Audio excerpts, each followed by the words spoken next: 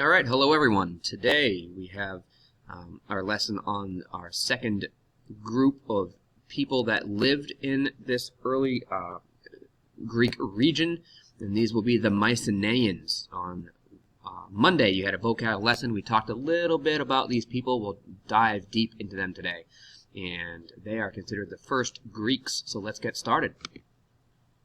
In today's lesson, you will be able to identify Mycenaean city-states and locations, as well as major achievements and historical events. So this is the map that we looked at on Monday. After the Minoans had the eruption on Santorini. On Santorini today, it was Thera right here.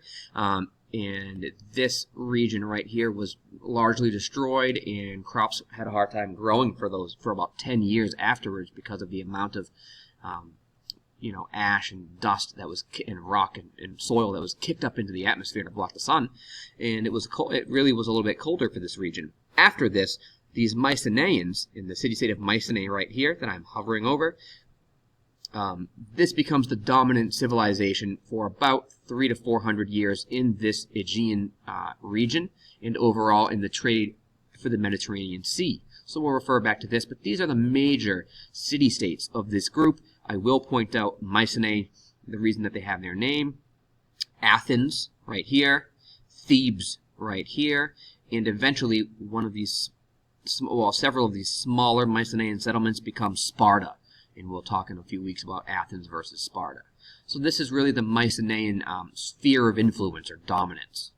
Okay, so the Mycenaean civilization is really at its height and thriving from around 1400 BCE down to around 1100 BCE. Important takeaways here, highlights of this civilization. They are considered to be the first Greeks, and the reason why is because other than aside from the Minoans, which lived in this region, they didn't speak the language of Greek, but these Mycenaeans were the first people to speak that language, and because they spoke the language of Greek, they are considered the first Greeks. So they got their name because the largest fortress or the largest city-state was Mycenae, and therefore they're the Mycenaeans. Okay, and that's where it gets its name from, the entire civilization based off of that one large fortress or acropolis, which is really a city-state. And again, it's right here. This, if you remember geography, this is the southern portion of Greece. It's called the Peloponnesus, and that word literally translates, Peloponnesus translates to southern peninsula. All of Greece is a peninsula, water on three sides. This peninsula of mainland Greece goes into the southern peninsula right here, where Mycenae was the dominant city-state for this time period. And while the Minoans were sailing across the Mediterranean and conducting trade throughout their trade routes, before the Minoans had the cataclysmic volcanic eruption on Thera, while the Minoans were sailing across the Mediterranean and trading, the Mycenaeans were busy building strong stone fortresses on the Greek mainland.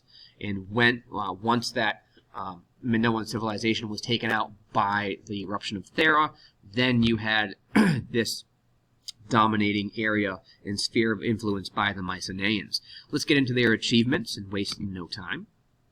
So the Mycenaean achievements, they are excellent builders of city-states and fortresses. And we know that each city-state was dominated by an acropolis.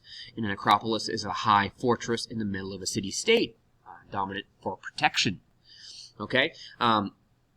Whereas the Minoans were excellent ship builders and sailors, these are excellent builders of city-states and fortresses, and that's why you can see the numerous large ones. As it says, palaces and important fortresses are these larger ones that are bold, that have a red square, and the smaller ones are numerous, the smaller Mycenaean settlements. They are a warrior civilization. They are a violent people, and they fought wars for the things that they wanted. They did not believe, as you'll do some reading in a few minutes with some text, they did not believe that trade had to be conducted peacefully. They very much believed it was survival of the fittest, and if you want something, you take it from them. And by taking it, it means you invade and you fight each other. And that's why they built these fortresses with these with an acropolis and walls around the city. That's why we have the city-state as the major political unit for these people. That is all because this Mycenaean group, these first Greeks, were a warrior civilization. And war is going to be a dominant, defining feature among several for the Greeks as we go through this unit in the next few weeks and after Christmas. They became the dominant traders in the Aegean Sea and in the Mediterranean, replacing the Minoans in that trade network. Really, you had the Palace of Knossos and the Minoans on Crete. They had a trade network expanded through here, the Aegean, most of the Mediterranean Sea. Once Thera knocked out the Minoan civilization, most of this trade network was slowly but surely absorbed by the Mycenaeans. And you can bet that it was often done through warfare, okay?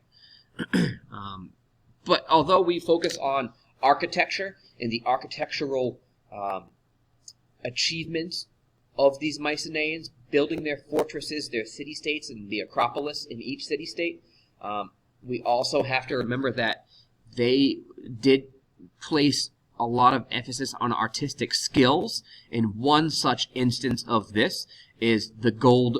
There's a gold mask, a death burial mask, that was of a powerful king's tomb in Mycenae, and it was made of gold.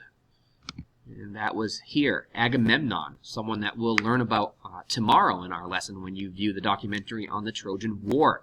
He was the first Mycenaean king to unite all of Greece, and then legend has it, and there is some evidence, archaeological evidence to support this that I'll get to in just a moment, that this war is not just a legend, that it occurred. Okay, so this, I mean, look at the detail here. This is the beard, the eyebrows, the mustache, the nose, the eyes that are closed because it's a death mask. It's just really, it's an incredibly difficult skill to work with a soft metal like gold, and gold's a very soft metal. So this is one of the major achievements of Mycenaean archaeology that we've discovered. Okay, so it wasn't just building large structures, it wasn't just winning wars and taking what you wanted. There also was an emphasis on art as well as architecture, which architecture is a form of art as well. There's something called, and they'll show you tomorrow in the documentary, the Lion's Gate, and that was the gate which was the main gate of the city of Mycenae with two lions above it.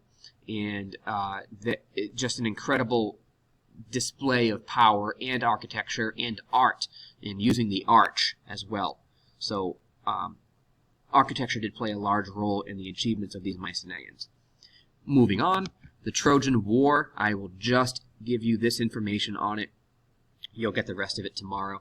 The Trojan War was a legendary conflict around the year 1250 BCE. I say legendary, but as of the 1870s, a German historian and archaeologist and explorer named Heinrich Schliemann discovered that this city did exist, and it looks like this conflict did exist based on the archaeological evidence and the charred remains of the city that was burned down. And so this is a conflict that occurred between Mycenae, which is the city-state, the dominant city-state of Greece, that led all of a united Greece. Okay, Mycenae united this entire region and then sailed across the Aegean Sea here to Troy, the Trojan city-state. That was of a different civilization. Here, this is called Asia Minor. Today, it's the modern country of Turkey. And so Agamemnon, the owner of this death mask, led Mycenae and all of Greece to Troy. And there's the legendary reason that this conflict occurred, and then there's the historical reason.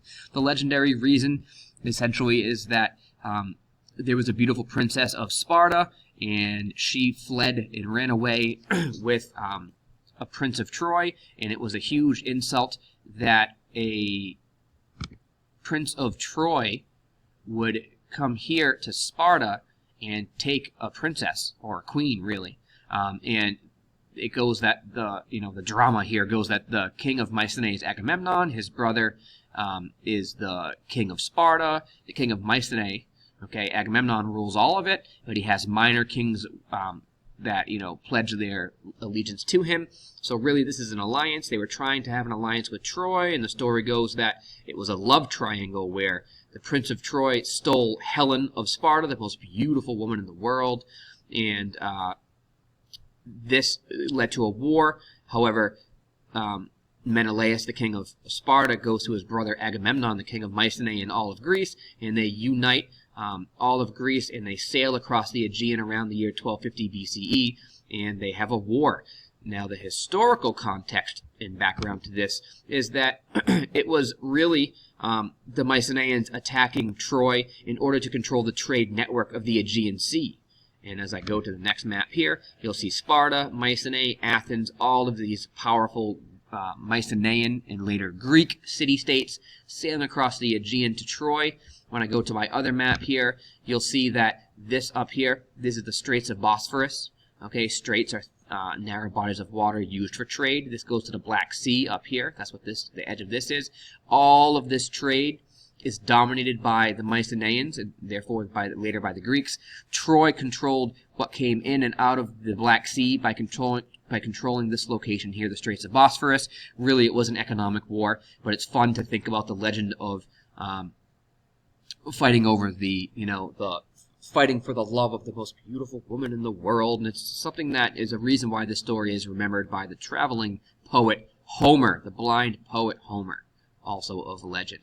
And so tomorrow's documentary in class will focus entirely on the Trojan War, but this is an illustration on the side of a vase of the Trojan War occurring, and there's some really cool battles and things that occur in legends that happen.